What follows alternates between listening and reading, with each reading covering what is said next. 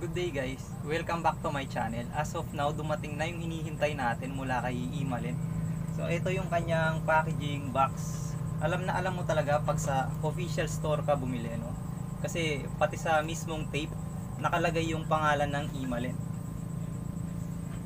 So ito guys, kung interesado ka rin sa model nila na to, tapusin mo na lang tong video kasi may inihanda silang 20% discount para sa'yo.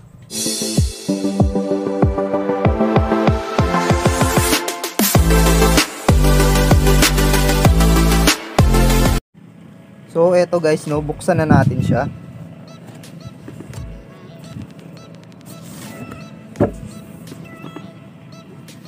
Ayan. So yung model niya guys, eto MS12 Mini C. Meron siyang maximum of 65,000 lumens max output guys. And then meron siyang 1036 meters of throw. So eto, buksan na natin.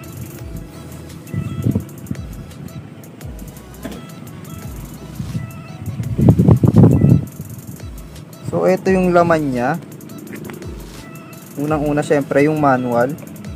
Tapos dito naman ito yung tatlong O-ring. And then yung kanyang 65 watts na fast charger. Ayan. So ano pala siya guys, no? Dual type C siya. Ayan. Yung charging cord niya. Dual type C. So dito naman tayo sa mismong flashlight. Ito, hindi ko alam kung para saan to, no? Ito siya.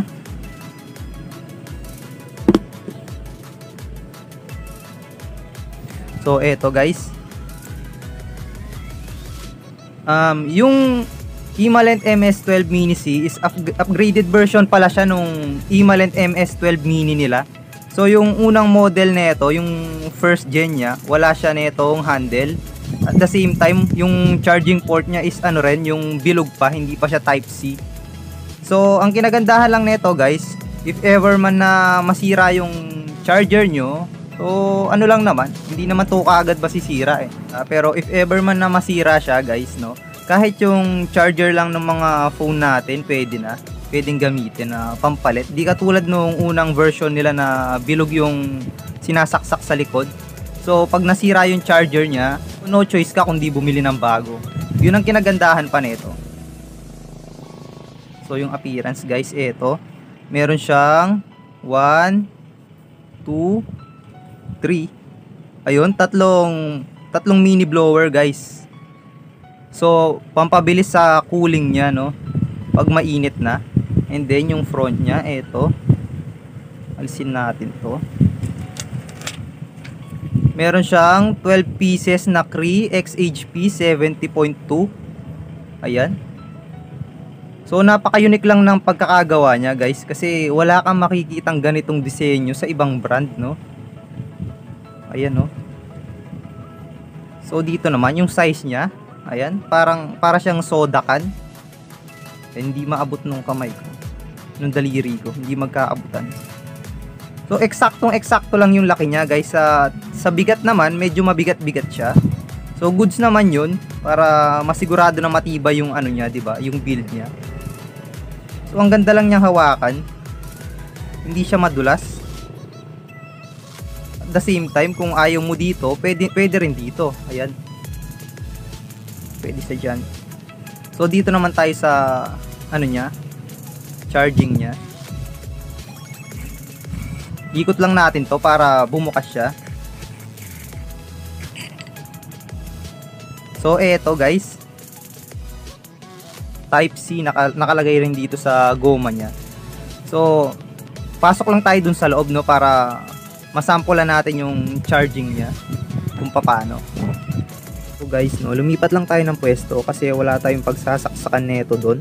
So i-plug ko lang siya.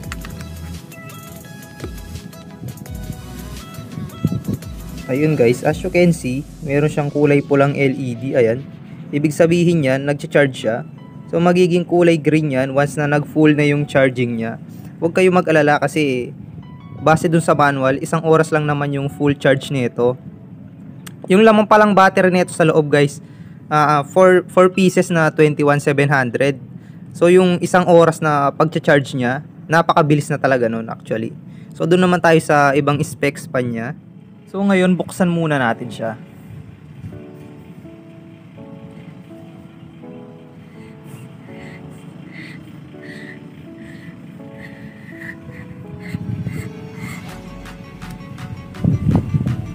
Ayan guys, alisin lang natin to. Tapos ito yung kanyang battery pack. Ayan, ang laki oh. Biruin mo, ito lahat. Yung laman sa loob is 4 times na 21,700. Kaya pang matagalan talaga siya, no? And then ito yung isa. Ayan yung head niya. Ipasok na natin.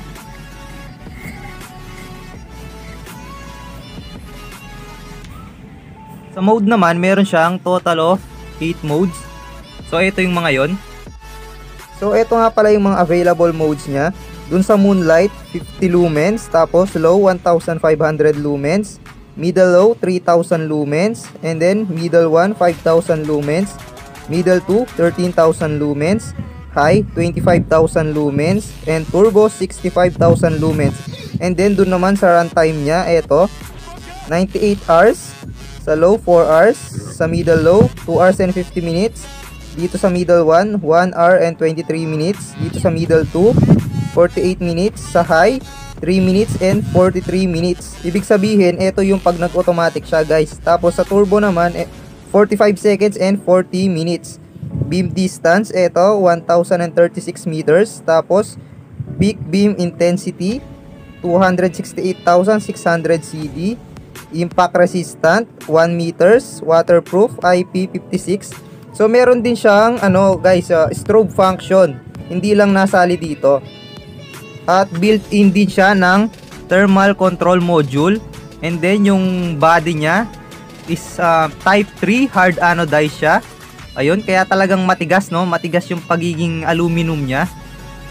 Tapos eto, subukan na natin yung mga modes niya. So ngayon susubukan naman natin yung mga modes niya. Doon muna tayo sa kanyang Moonlight.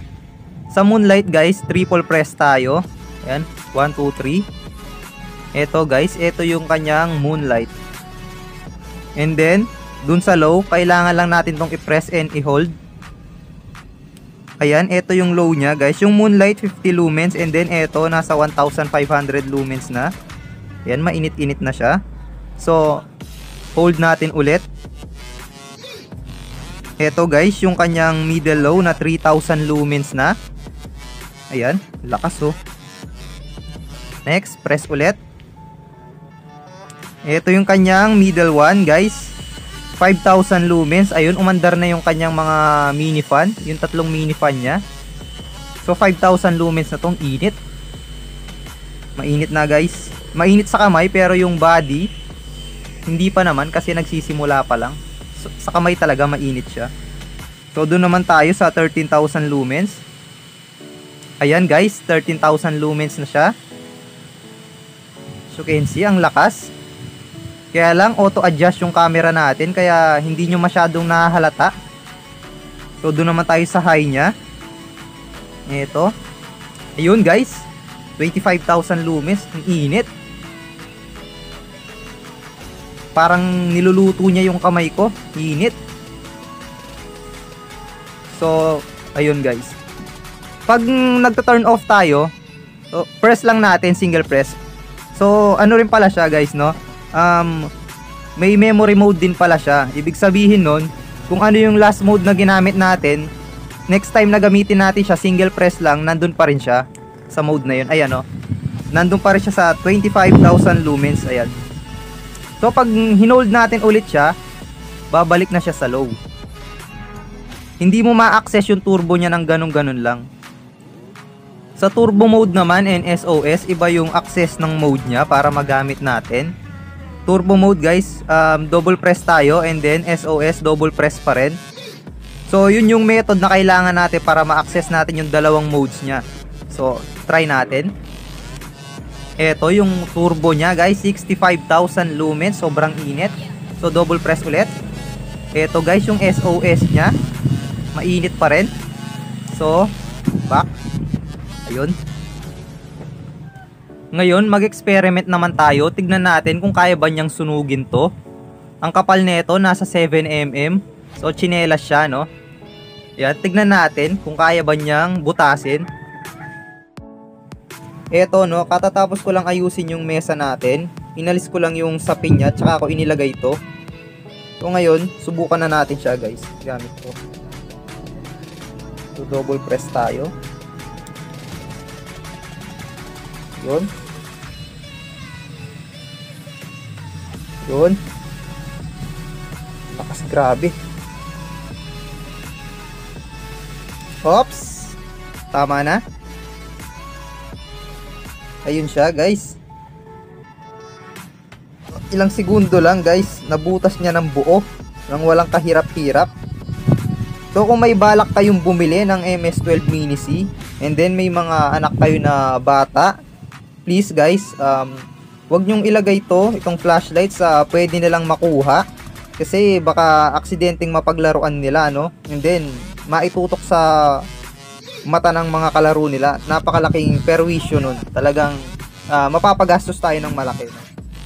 Kung nag-init naman siya sa paggamit nyo guys and nag-decide kayo na i-off muna siya para palamigin.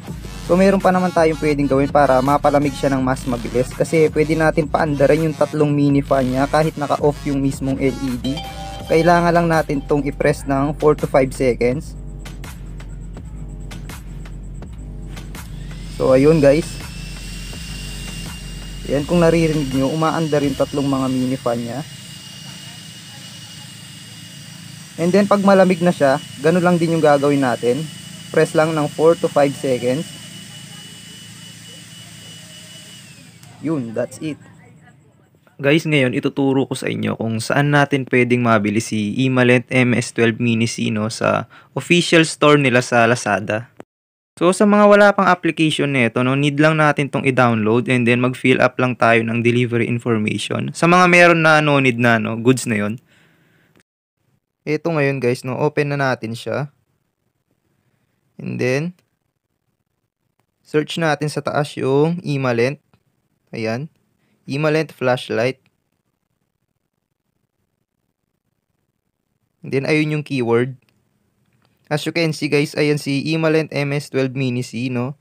Yung price niya ngayon is 19,877. Bago tayo umorder, check muna natin yung store nila. Pag nakita natin yung name na Emalent Direct, ibig sabihin nasa official store na tayo. As you can see, ito na yung Emalent MS12 Mini C. So, click lang natin. Ayan guys, yung price, 19,877. Pero yung original nito is 24,000, no? 24,677. Bale, nag-less sila dito ng 4,800. Ayan. So, ito yung voucher guys. As you can see, ayan siya. Ngayon guys, ituturo ko sa inyo kung paano nyo rin yan makuha. Ilalagay ko yung link ng voucher dito sa description natin. Pag click nyo ng link guys, direkta kayong pupunta sa website ng Emalent para maklaim nyo yung voucher. So, eto siya. Pag click nyo ng link, eto yung makikita nyo. So, i-collect lang natin yan. Pagka-collect nun, ipapa-login lang nila yung Lazada account nyo para direkta nilang maipasok yung voucher, no? And then, okay na nun. So, pag open nyo ng Lazada app nyo, automatic nyo nang magagamit yun. Tulad ng nakikita nyo ngayon, as you can see, ayan, magagamit ko na siya ngayon. Pero take note lang guys, kasi only 20 person lang yung pwedeng mag-avail ng voucher na to. So, pag na-reach na yung 20 person, sila mismo, aalisin na nila to guys. Ibabalik nila sa 24,677 yung price. Ngayon, try natin kung aandar ba sa ibang model nila yung voucher, no? Eto. Yung MR90 nila. Eto guys, no? As you can see, only 120 pesos lang yung available voucher. Kasi yung 4,800 na voucher is ginawa lang po talaga para sa MS12 Mini C, no? And then sa ibang model guys, pwede nyo rin gamitin. Kaya lang, tulad nga nung sinabi ko, only 20 person lang yung pwede mag-claim. Kaya kung bibili kayo ng mas mataas na model na lagpas sa 24K, posible nyo magamit yung voucher. Kaya lang, once na na-reach yung limit, wala na nun. Kahit ginamit mo siya sa ibang model, tapos na, as in. So, ayun lang mga boss, no? Sana nakatulong tong video na to sa inyo. So, yun, no? Good evening, everyone. So, for tonight, masusubukan na natin si Emalent MS12 Mini C. Ayan. Meron siyang maximum output na 65,000 lumens and 1,000 plus meters of throw. So, patayin ko lang yung ilaw ng camera natin, guys, para masubukan na natin siya.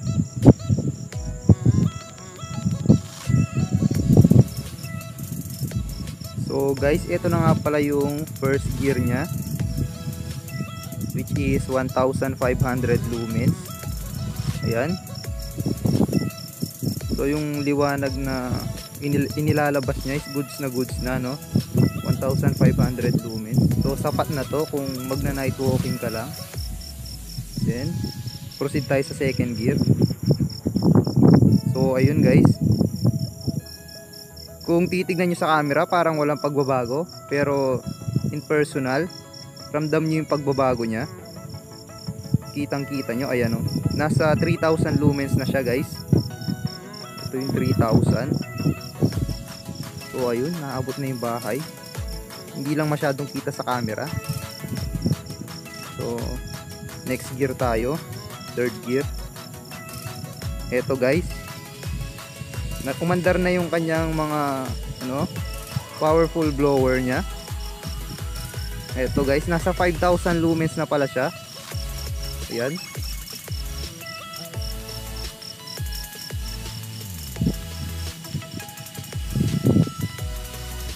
Ito guys, 5,000 lumens. So next gear tayo. Ayun guys, 13,000 lumens. Lakas oh. Ang lakas. Ang problema lang, autofocus yung camera natin. So pag sobrang lakas na nung liwanag na nakikita nya, nag-a-adjust yung brightness nya. Ayan. Kung titignan nyo yung camera, parang napakahina lang nya. Ayan oh. Pero in reality guys, napakalakas na talaga nito. 15,000 lumens. Grabe. So doon naman tayo sa kanyang 25,000 lumens, fifth gear. Ayun guys, ang lakas. Ang lakas, ayun oh. Talagang flood siya guys, no? So kitang kita lahat. Ang lakas oh. Ang lakas.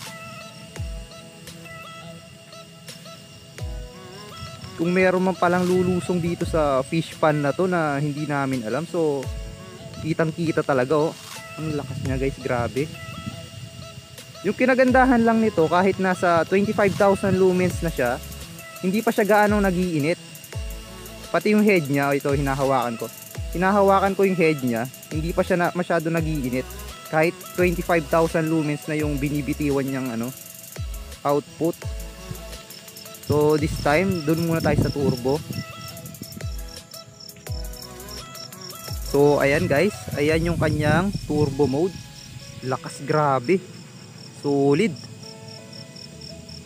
Solid talaga. So next, strobe. Ayan yung kanyang strobe.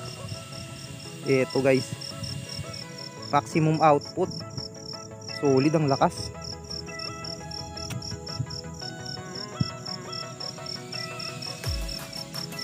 So guys, ayun no, sa mga gustong bumili nitong Emalent MS12 Mini C, so ilalagay ko na lang yung official store link nung Emalent sa description box natin guys, para sure ball kayo na original yung mabili nyo. At the same time, meron tayong dito, coupon code na 20% off.